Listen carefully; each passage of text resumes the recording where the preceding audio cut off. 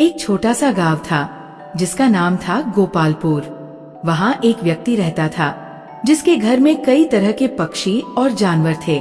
वह एक सफेद कबूतर, एक सुंदर मुर्गा और एक बकरी पालता था। एक दिन उसके घर में एक चूहा आकर रहने लगा। धीरे धीरे वह चूहा कबूतर, मुर्गा और बकरी के साथ घुल मिल गया।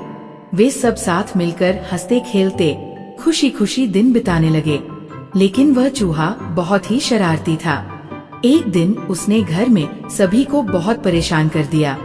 वह जहाँ भी कुछ देखता उसे अपने दांतों से कुतर डालता। दिन ब दिन उसकी शरारतें बढ़ती गईं।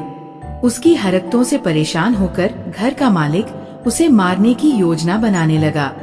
एक दिन वो बाजार से एक चूहा मारने वाली जाल लेकर आया और घर में एक जगह रख दी। चूहे ने वो जाल देखा और डर गया। वह दौड़कर कबूतर के पास गया और बोला, भाई कबूतर, तुम्हारा मालिक मुझे मारने के लिए जाल ले आया है, कृपया मेरी मदद करो। कबूतर ने उसकी बात नहीं सुनी और वहाँ से उड़ गया। फिर वो चूहा मुर्गे के पास गया, लेकिन मुर्गा भी मुंह फेर कर चला गया। अंत में चूहा बकरी के पास गया। बकरी ने कहा, सुनो चूहे, तुम हमेशा सबका नुकसान करते हो, इसलिए तुम्हें दंड मिलेगा। हमें क्यों कह रहे हो? तुम्हारी गलती है, भुगतो तुम। हम तुम्हारी कोई मदद नहीं करेंगे। ऐसा कहकर बकरी भी मुंह फेर कर चली गई। आखिरकार चूहा अपनी जान बचाने के लिए वो घर छोड़कर चला गया। चूहे के जाने के बाद वहाँ एक अजीब घटना घटी। घर के मालिक ने जो जाल चूहे को मारने के लिए रखा था, एक सांप ने सोचा कि शायद कोई चूहा उसमें फंसा है, तो वह उसे खाने आ गया।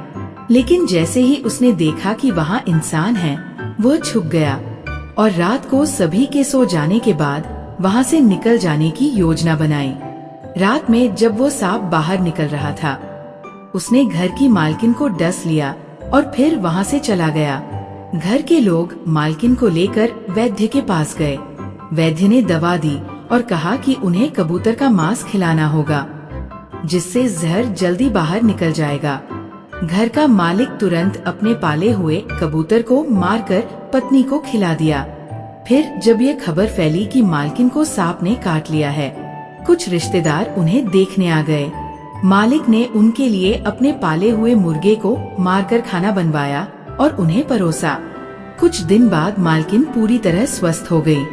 खुशी के अवसर पर मालिक ने अपने पाले हुए बकरी को भी मार दिया और गांव के लोगों को भोज दिया। ये कहानी हमें ये सिखाती है कि हमें हमेशा दूसरों की मदद करनी चाहिए। किसी की समस्या को नजरअंदाज करना सही नहीं होता। हमें सभी के दुख को मिलकर समझना और हल करना चाहिए। अगर हम दूसरों की मदद करेंगे तो भगवान हमारी मदद जरूर करेंगे। Thanks for watching.